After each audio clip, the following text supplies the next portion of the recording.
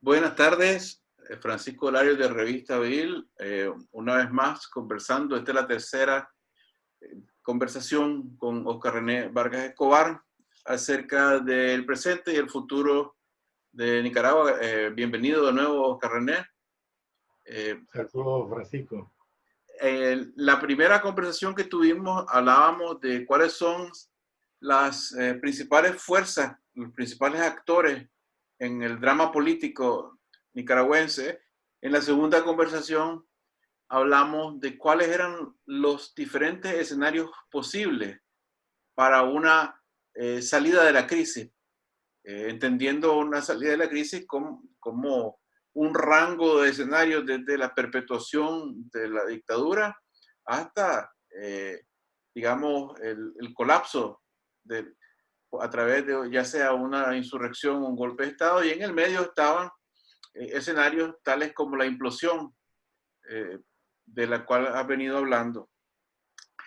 En esta tercera conversación, lo que yo quisiera que empezáramos a hacer es imaginarnos el futuro. ¿Cuál es en realidad el perfil de la meta que perseguimos? La gente evidentemente dice queremos democracia y queremos justicia, pero básicamente es porque dicen no queremos opresión, no queremos que nos maten, no queremos dictadura. Pero nosotros tenemos muy poca experiencia, muy poco conocimiento en nuestra cultura acerca de lo que realmente es una democracia. Y yo creo que el trabajo de imaginársela con un poquito más de detalle es importante. Y yo quisiera que empezáramos a hacer eso, para luego hablar de, bueno, cómo pasamos de uno de estos escenarios en que desaparezca la dictadura a, a dar los pasos para construir la democracia. Pero primero tenemos que imaginarla un poco, ¿no? Y yo te voy a adelantar unas cuantas ideas acerca de esto de mi concepto de democracia y me gustaría que los comentaras, ¿no? Yo creo, a riesgo de ser apedreado virtualmente, que democracia, lo primero que hay que decir es, no es sinónimo de buen gobierno. No es el gobierno que hace bien, ni el gobierno que tiene éxito, ni el gobierno que desarrolla. Democracia es un proceso, es una manera de vivir y una manera de gobernarse que busca cómo las decisiones se tomen de tal manera que no haya ni violencia del poder contra los ciudadanos, ni violencia entre los que compiten con el poder. Entonces estamos hablando más que todo de, de un conjunto de reglas para la competencia política. Es más que todo, yo digo, proceso y modales. Pero yo creo que en Nicaragua se entiende como que, bueno, vamos a hacer el buen gobierno. Bueno, la democracia puede llevar a un buen gobierno si las decisiones que tomamos dentro de la democracia son sensatas y son buenas, pero también nos podemos equivocar dentro de la democracia. También puede haber malos gobiernos dentro de la democracia. Incluso en sociedades muy avanzadas como Estados Unidos, yo digo que en estos momentos hay un gobierno terrible y la democracia lo único que te da es la oportunidad de rectificar sin irte a la guerra, ¿no? Y sin que por lo menos de manera fácil el que llega al poder tenga la capacidad de reprimir totalmente a los disidentes. Esa es mi visión y quisiera que la Sí. comentaras. Mira, dado las condiciones de la historia política del país, digamos, todo el siglo XIX y el siglo XX en Nicaragua, no ha habido un gobierno democrático en el sentido como vos lo estás diciendo. Y por lo tanto, en el imaginario colectivo, la democracia significa para la gente que es igual a buen gobierno, en el imaginario colectivo. ¿Por qué? Porque lo anteponen a lo que hemos vivido, que es la dictadura. Entonces, la idea de una democracia es que la democracia nos conducirá a un buen gobierno. Pero como bien lo expresas, la democracia lo que te hace la posibilidad es de que corregir el mal gobierno. Por lo tanto, no podemos evitar que en ese imaginario colectivo la democracia sea sinónimo de buen gobierno. Aunque estemos claros de que no es así exactamente. Entonces tenemos que partir de esa realidad, de la realidad objetiva que la historia política nos ha mostrado. Te voy a poner un ejemplo reciente. El gobierno de la señora Chamorro es sinónimo de buen gobierno, porque no hubo persecución, pero no es sinónimo de mejoría de las condiciones de vida de la población. En el gobierno de la señora Chamorro se incrementó la pobreza. Se limitó, digamos, las posibilidades de acceder a la educación por toda una serie de razones. Aunque la parte, digamos, de la convivencia personal, la gente vivía o lo experimentó como que había la posibilidad de expresar las diferentes opiniones sin problema. Por eso te digo yo que, ¿cuál es la aspiración de la gente? La aspiración de la gente dice, bueno, queremos una democracia como sinónimo, aunque no lo digan, de buen gobierno. Y entonces, el buen gobierno para ello es justicia social, educación, salud, trabajo. Y eso se refleja en las diferentes encuestas de opinión que se han hecho a lo largo de los últimos 20 años. Pero eso crea un problema para mí, Oscar René, o dos problemas. Una es que cuando la gente confunde democracia con buen gobierno, está dispuesta a aceptar atajos que son antidemocráticos. Por ejemplo, si un gobernante hace algo, entre comillas, bueno para la población, pero lo hace pasando por encima de un proceso democrático, no importa porque está haciendo el bien. Incluso se puede decir que hubo cosas así en el gobierno de doña Violeta, en que, para darte un ejemplo, que el gobierno de doña Violeta haya tomado un edificio que pertenecía al Estado y se lo haya regalado a Monseñor Obando para poner la universidad, para mucha gente en Nicaragua eso es un acto bueno, ¿verdad? Un acto de buen gobierno, pero en realidad ese es un acto que atenta contra la racionalidad democrática y que eventualmente la sociedad termina pagando, o sea, un precio por eso. O sea que esta idea de buen gobierno como sinónimo de democracia crea ese problema, en mi opinión. No, yo estoy de acuerdo contigo. Es decir, te puedo poner otro ejemplo. La corrupción se incrementó a partir de la legitimación de la piñata. Y entonces, como legitimaron la piñata, todos los nuevos funcionarios se consideraban que tenían el derecho de ser corruptos, porque así como se perdonó la corrupción de la piñata, se comenzó a incrementar la corrupción de los mismos funcionarios del gobierno de la señora Chamorro, sin querer decir con esto que la señora Chamorro haya sido deshonesta, no, ella no, pero en el gobierno de la señora Chamorro se conoció mucha, mucha corrupción.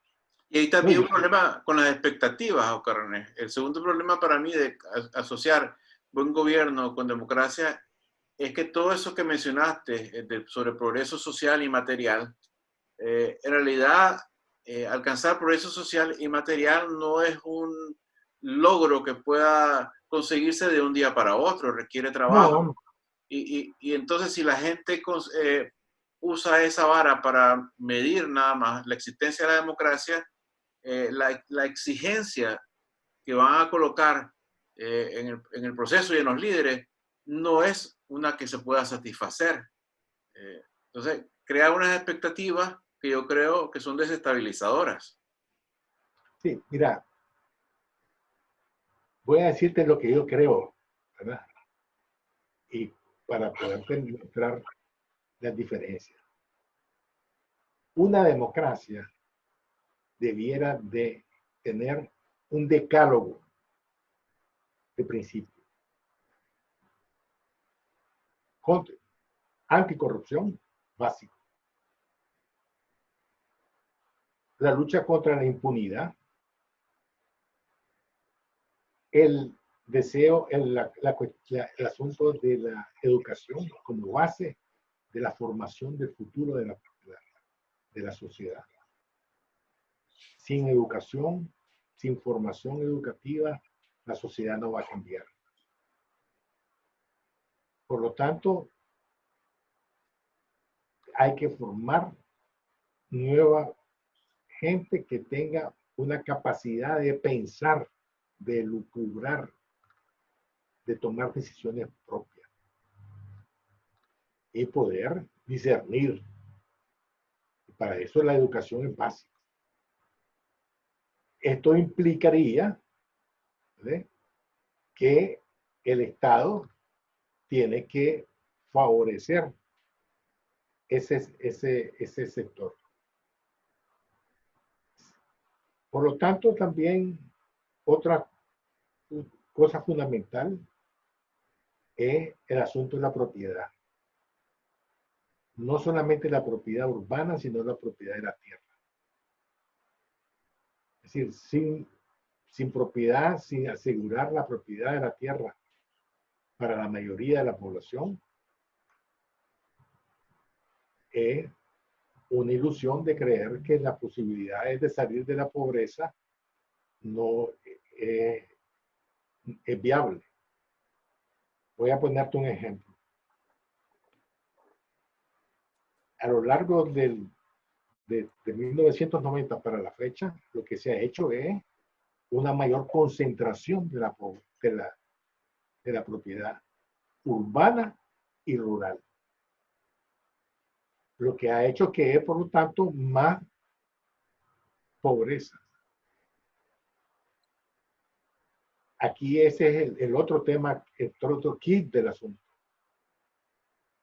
Para luchar contra la pobreza, tenés que asegurar que la gente tenga acceso a una propiedad determinada para su propio usufructo.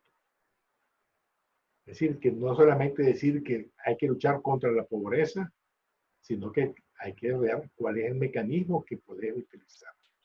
Pero eso, Sí, ese decálogo, Oscar, a mí me suena sospechosamente más bien como un decálogo del buen gobierno, más que un decálogo de la democracia, porque la democracia es, como te decía, más un proceso de cómo nos vamos a poner de acuerdo sobre qué hacer. por eso cuando yo digo el decálogo es ponerse de acuerdo sobre los 10 puntos que va a permitir el país cambiar. De otra pero, manera no va a cambiar. pero la democracia, que se resume, digamos, en un documento básico, una constitución, es sobre los mecanismos, ni siquiera es sobre esas metas intermedias de educación y eso, es sobre cómo vamos a discutir estas metas. Porque yo te hago la pregunta, no sé si has leído las constituciones de países europeos y de Estados Unidos, no hablan de esos temas, hablan de cómo gobernarse y crean una estructura de poder y de participación en la cual los ciudadanos son los que empujan, ¿verdad? A través de los mecanismos que tienen en la Constitución hacia esas metas, pero no es que haya un decálogo en las constituciones que diga tenemos que darle propiedad a la gente, tenemos que hacer esto aquí o allá. Las constituciones son sobre el poder y sobre los derechos de los ciudadanos frente al poder y sobre el poder que puedan tener los ciudadanos. Y se crea ese andamiaje o esos mecanismos para que la gente, si el día X deciden, bueno, tenemos que educar todos, bueno, entonces ahora elegimos un gobierno que va a distribuir los recursos de tal manera que nos eduquemos todos. Pero eso no está en la Constitución. Bueno, yo estoy partiendo de una realidad que tenemos. Es decir, que una cosa es los principios generales y otra cosa es cómo esos principios generales se concretizan para la población. Es que yo estoy pensando en, en el día después de Por este eso, ¿qué país. pondrías en la Constitución? Esa es la pregunta. ¿Qué pondrías en la Constitución? ¿Cuántas de esas cosas que me estás diciendo pondrías en la Constitución? ¿O te concentrarías en crear los mecanismos para que la gente, el día después, decida cómo se van a distribuir los recursos de la nación? Mira, para mí el día después parte del principio de que sobre qué bases vamos a movernos. Es decir, ¿qué significa eso? ¿Cuál va a ser el contrato social y político que vamos a establecer entre los ciudadanos? Vamos a respetar las diferentes ideologías, las diferentes religiones. Ese es parte de un contrato social. La última encuesta dice que ahora hay 42% de protestantes entre las diferentes denominaciones, 42% de católicos. Antes, en 1950, decían que el 90% eran católicos. Entonces, ya aquí ya implica el reconocimiento de las diferentes, digamos, visión religiosa de la sociedad. Otro problema fundamental aquí es el problema étnico. Creer de que la sociedad nicaragüense es mestiza es una falsedad. En el sentido de que los mestizos, que son no solo los mestizos, son los que hay en Nicaragua y cuando hay diferentes etnias. Entonces, es el reconocimiento de lo que realmente es el país. Para mí parto de esa realidad. Porque vos tenés que, en las condiciones actuales de una sociedad atrasada, conservadora, esa es la realidad, lo que se vive en Nicaragua. Independientemente de Ortega, ¿sí? Tenés que ofrecerle a la gente que el cambio significa esas cosas. Si no, no te compran. Pero vos podés ofrecer a la gente en una constitución, porque la constitución tiene que ser un documento base permanente, que no se puede jugar mucho con ello. Vos no le puedes ofrecer a la gente en una constitución que cada quien tenga derecho a un pedazo de tierra. No, eso te lo dije yo, pero es el derecho el derecho a la tierra, pues, de la gente. Pero ¿qué cosa es el derecho a la tierra? Es decir, yo estoy pensando en una reforma agraria real, pues. Sí, pero ese es un programa, si te pones a pensar, es particular y de un cierto momento, ¿no? Pero no es lo esencial, pues, porque el diseño de la democracia es el diseño del poder, de cómo se va a distribuir el poder y cómo se va a ejercer y cuánto poder va a tener el ciudadano y cuánto poder va a tener el Estado. Esa es la arquitectura. Todas esas otras cosas son programas que son buenos en un tiempo o no y que se pueden hacer de una manera o de la otra, pero el punto mío es qué es lo que se pone en la Constitución y para mí en la Constitución lo que se pone es cuál es la estructura del poder. Mira, yo parto de este principio de la Constitución. La Constitución es un pedazo de papel. en la realidad histórica del país. Y que depende de las correlaciones de fuerza, esa constitución se aplica o no se aplica. Bueno, esa ha sido la historia nuestra y es una historia desastrosa. Por eso mismo. Eso no es lo que, es por eso lo que estamos tratando de pensar ahora es cómo no caer en eso, cómo hacer para que la Constitución sea realmente una arquitectura nueva de poder y de derechos, que no sea papel mojado, para que dé, porque ve, aquí es muy importante lo del diseño estructural del poder para crear mecanismos de cambio institucional también que se vayan adaptando con los tiempos. Si para hacer cambios tenés que borrar la constitución y empezar de nuevo, ¿en qué quedamos? En el caos de un país que cada vez que se presentan circunstancias diferentes tiene que comenzar de nuevo. Y tiene que comenzar de nuevo en todo. O sea, estamos por eso en un atraso tremendo. No, nosotros tenemos que tener por meta una constitución que no sea un papel mojado, que sea un contrato social con el mayor apoyo posible. Y para eso tiene que ser de principios más que de programas específicos. Tiene que ser un documento que realmente represente algo en lo que podemos creer a través de las generaciones. Por ejemplo, en la Constitución de Estados Unidos, la primera enmienda, que es la enmienda, que es, digamos, lo que le dicen en Bill of Rights, que es el derecho a la libre expresión, etcétera, etcétera.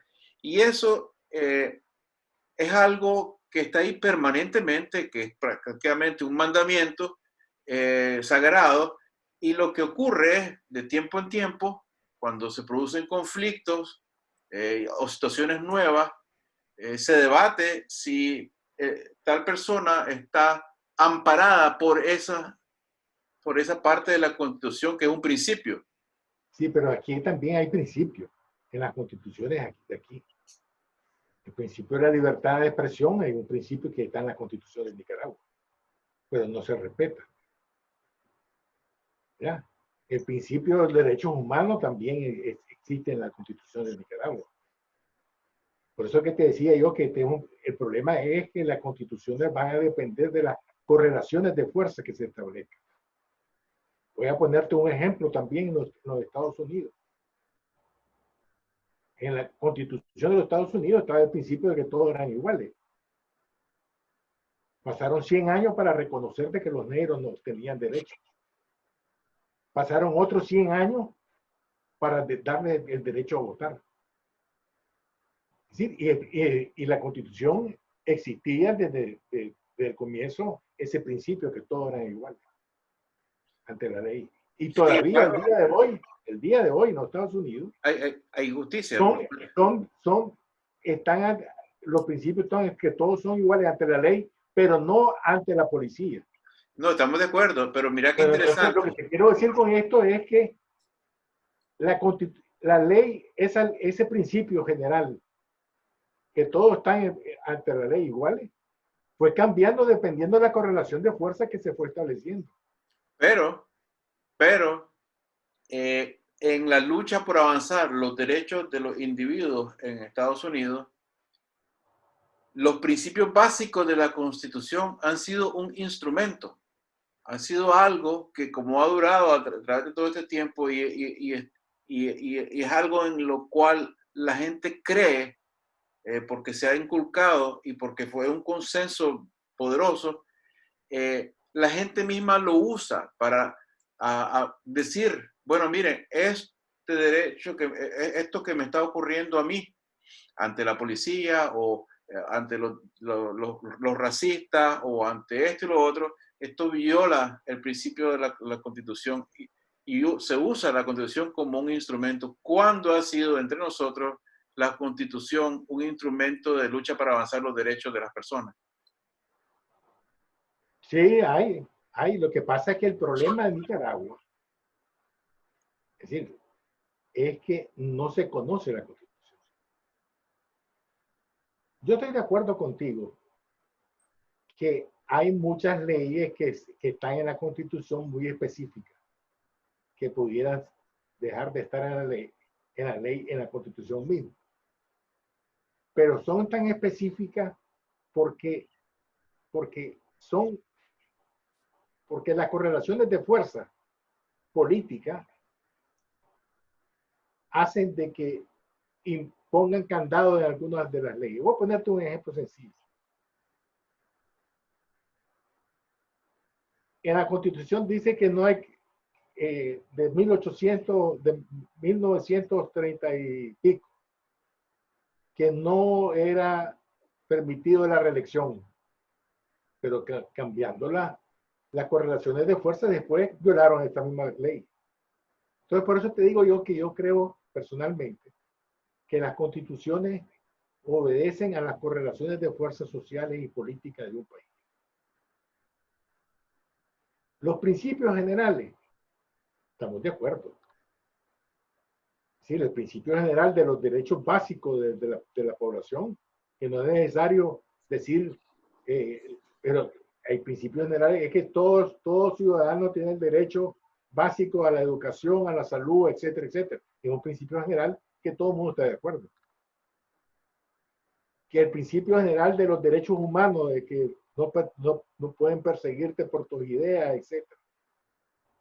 La libertad de expresión, es decir, son principios generales. Pero que el problema aquí es, en Nicaragua, es que no se han aplicado.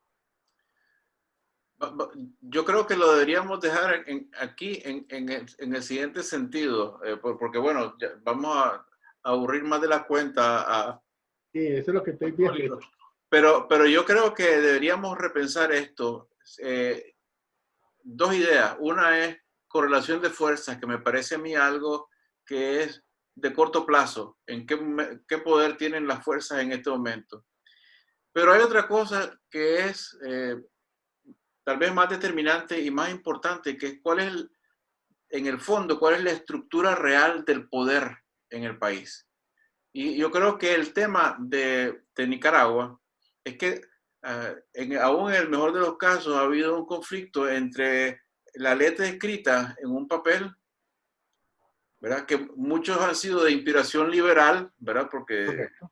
Y otro es cuál es la estructura verdadera del poder en Nicaragua, que pasa por la estructura de poder económico.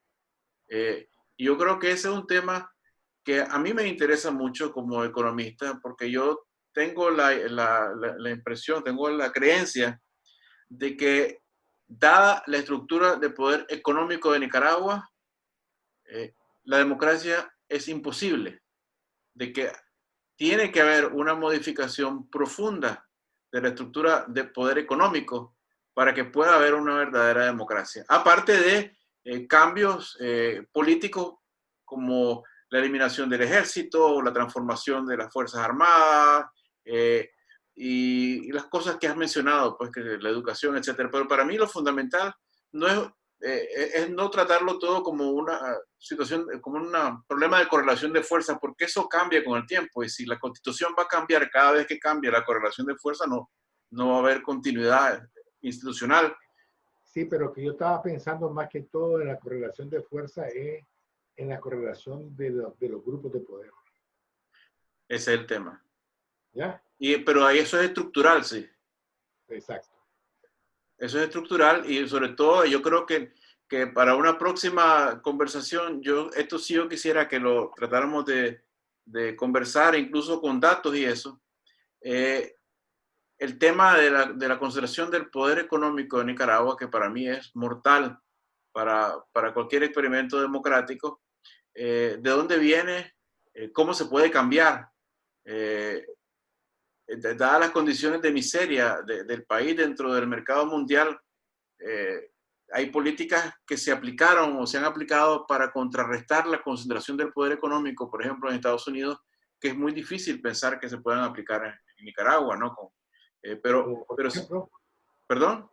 Por ejemplo, cuando las enormes fortunas de los varones de finales del siglo XIX y comienzo del siglo XX verdaderamente se volvieron en el horizonte un monstruo, un monopolio, entonces empezaron a obligarlos a vender. yo no digo que sea imposible, pero para mí habrá que encontrar una solución, porque mientras que sean 5 familias, o 6 familias, o 6 grupos, los que controlen el 60-70% del Producto Interno Bruto de Nicaragua, una democracia no puede funcionar así. Estoy totalmente de acuerdo. Y ese es el tema, digo yo, que deberíamos conversar la próxima y a ver si podemos conseguir alguna... Es decir, yo tengo datos, es decir, yo hice un trabajo para, ahorita no recuerdo los datos así de fresco. Yo hice un trabajo sobre el poder económico en la agricultura del país, el poder en la tierra. Bueno, pues a desempolvarlo y hablemos de eso la próxima, ¿te parece? Sí, porque es impresionante. El 4%, no me acuerdo ahorita, es decir, sería mentir dar un dato, pero es impresionante la concentración del poder que hay en la tierra. Y encima, y ya con esto termino y terminamos, se da este fenómeno extraño de que hay una enorme concentración del poder económico en manos de una clase que es notable por su incapacidad política. De ellos mismos crear un régimen estable en el que ellos sean, aparte, los líderes, ¿no? Y terminan un régimen de mandadores políticos que les terminan mandando a ellos mismos dentro de la finca. Entonces el país se vuelve un polvorín. Es un fenómeno interesante, pero difícil de entender para mí, ¿verdad? ¿Cómo tanto poder económico es tan incompetente en lo político? Sí, diferente a otros países centroamericanos. Diferente, perfecto. Bueno, muchas gracias, Oscar René. Podríamos pasar aquí, ¿verdad? Toda la noche, pero yo creo que se nos dormiría todo el mundo. Bueno, buenas noches y hasta la próxima. Ok.